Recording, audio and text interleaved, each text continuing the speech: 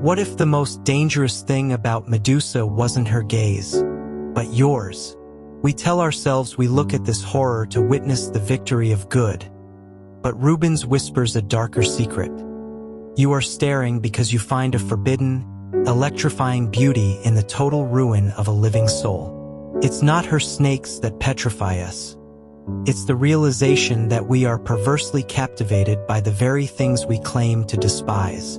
Painted around 1617, Rubens' head of Medusa is a visceral masterpiece of Baroque terror that bypasses the intellect and strikes straight at the nervous system.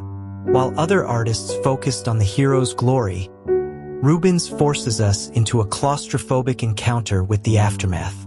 The severed neck isn't just a wound. It's a fertile ground for a writhing, hyper-realistic swarm of vipers, rendered with such anatomical obsession that they seem to hiss and crawl right off the wooden panel. This is a moment where mythological fantasy is stripped bare by the cold, indifferent hand of biological reality. The internal architecture of this work explores the aesthetics of the unbearable. Rubens captures the exact millisecond where a conscious identity collapses into a heap of meat and scales. There is a profound tension between our moral recoil and our sensory attraction. We admire the glistening textures and the translucent pallor of the skin, even as our gut twists in disgust. This reveals the voyeuristic shadow of the human spirit, the Medusa effect, where the gaze itself becomes a trap. Rubens proves that the observer is never innocent. By staring at this severed head, we become complicit in the spectacle, caught in the transition between the living world and the frozen silence of the grave.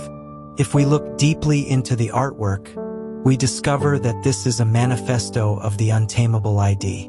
The snakes, which continue to bite and struggle even after their host is dead, represent the terrifying endurance of the primal forces that exist beneath the surface of civilization. Medusa is not a villain to be defeated, but a mirror of the uncontrollable chaos of the universe. Rubens suggests that while we may behead our demons through logic or law, the ancient, writhing energy of our darkest instincts never truly dies.